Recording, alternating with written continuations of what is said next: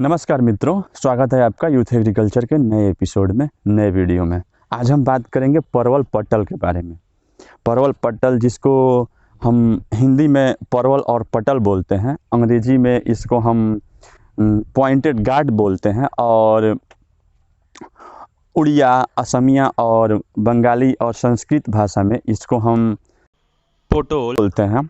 और तमिल हो गया या फिर कन्नड़ हो गया, उसमें इसको हम कोआ ककई के नाम से जानते हैं।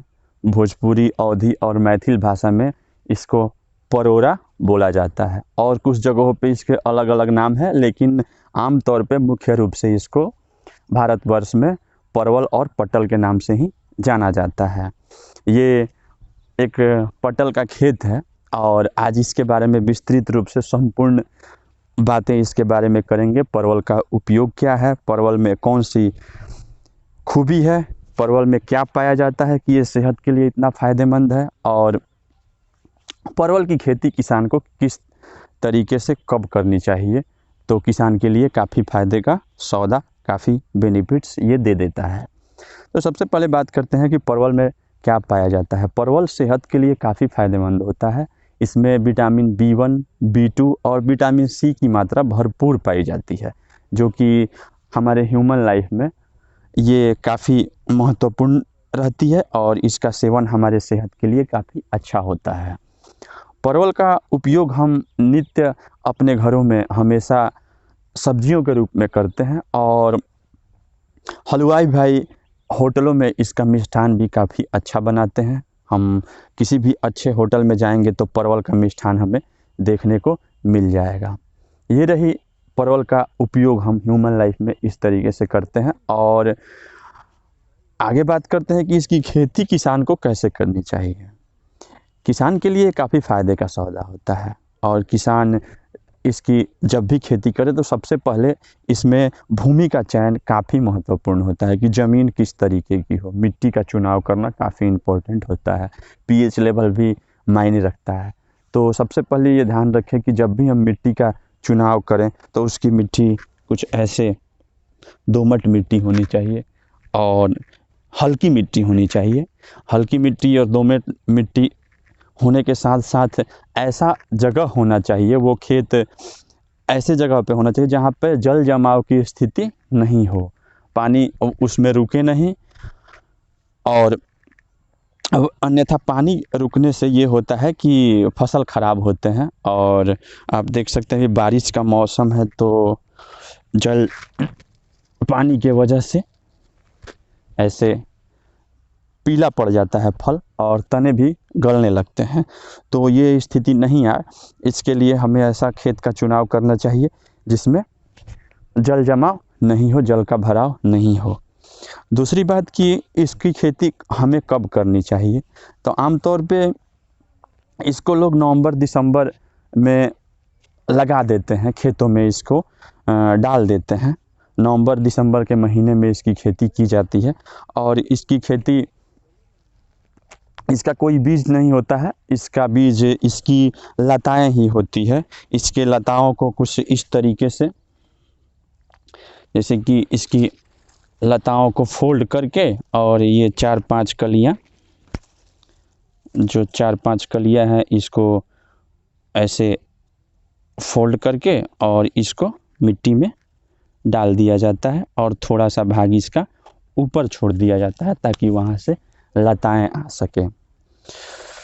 तो किसान भाई को अगर इसकी खेती करनी हो तो सबसे पहले मिट्टी का चुनाव कर लें, और उसके पश्चात इसकी पीएच लेवल की भी जांच ज़रूर कर लें, क्योंकि इसका पीएच लेवल 6 से 7 होना परवल के लिए ज़रूरी होता है, परवल की अच्छी उपज के लिए।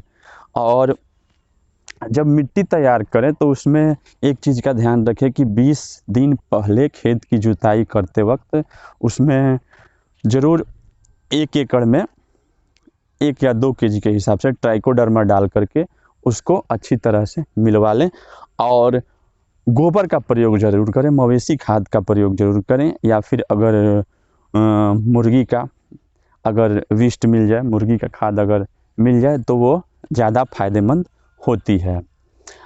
अब रह गई बात कि किसान बंधु 20 दिन पहले ये काम कर लें, मिट्टी की तैयारी कर लें और 20 दिन के पश्चात जब उसमें बीज डालनी हो, इसमें लताएँ जब डालनी हो, उस समय में उनको 2 केजी पर कट्ठा के हिसाब से DAP, 1 केजी पर कट्ठा के हिसाब से यूरिया और आधा केजी पर कट्ठा के हिसाब से पोटास और किसी अच्छी क्वालिटी का जाइम जो आपके मार्केट में उपलब्ध हो, जिसमें ह्यूमिक एसिड, एमिनो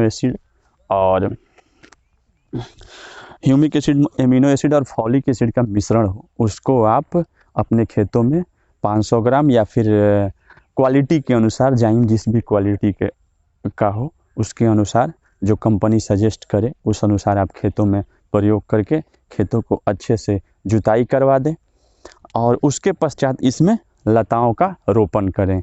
लता रोपण करने के पश्चात काफ़ी लोग इसमें DAP और जाइम वगैरह का घोल भी देते हैं नली बना करके, लेकिन आमतौर पे वैसे करना नहीं चाहिए क्योंकि उससे लताएं प्रभावित होती है। अगर कोई खाद देना भी हो तो इसके जड़ के इर्द गिर्द दें, जिससे कि धीरे धीरे मात्रा में उसके जड़ को वो खाद मिले और उससे पौधा ग्रो करता है। और ज़्यादा ग्रोथ के लिए आप ह्यूमिक एसिड का स्प्रे इसमें यूज करें, वो काफ़ी फ़ायदेमंद होता है, या फिर एमिनो एसिड का स्प्रे कर सकते हैं, उससे लताओं में ज़्यादा वृद्धि आती है। उसके पश्चात तकरीबन पौधा जब इसकी लताएं जब बड़ी होने लगे 1-1.5 महीना के पश्चात आप इसमें 20-20-20 का भी स्प्रे NPK का स्प्रे कर सकते हैं। उससे होता क्या है कि इसके पौधे काफ़ी जल्दी विकसित होते हैं और फलन फूलन तक पहुंचते हैं।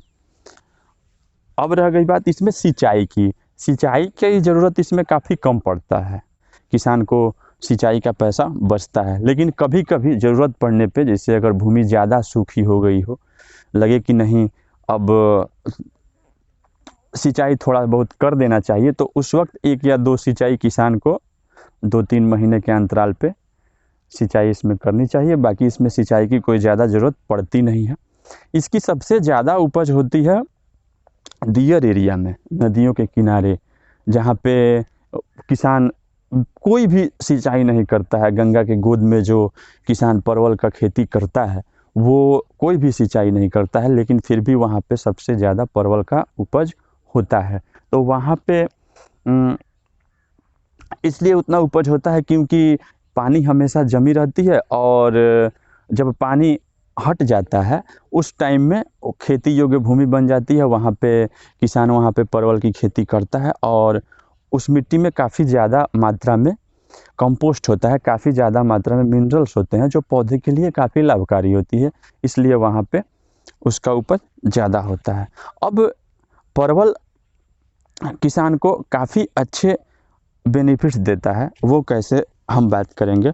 परवल का रेट मार्केट में काफ़ी ज़्यादा है, हमेशा इसकी रेट अच्छी रहती है और लगभग पूरे भारतवर्ष में परवल का उपयोग लोग करते हैं।